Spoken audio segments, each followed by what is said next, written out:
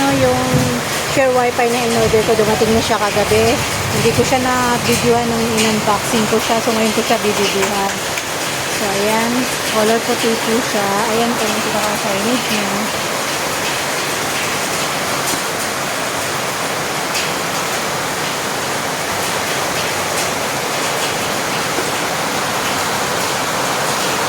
Ito yung router.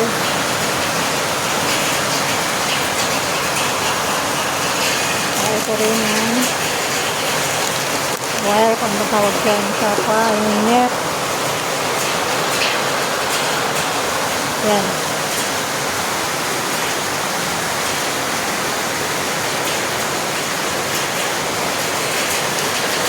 Okay. Magkasya rito sa butas. Alin dyan?